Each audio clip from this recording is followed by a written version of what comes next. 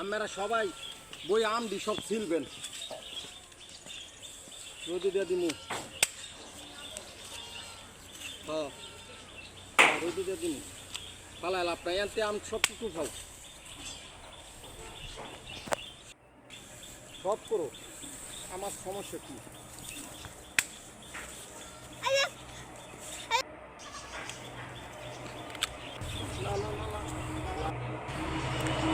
তো ধানের মুড়ি কাটতেছে জামাই, আর এই মুড়িগুলো কেটে শুকাতে দেওয়া হবে, শুকাইলে কিন্তু খ্যার হইব।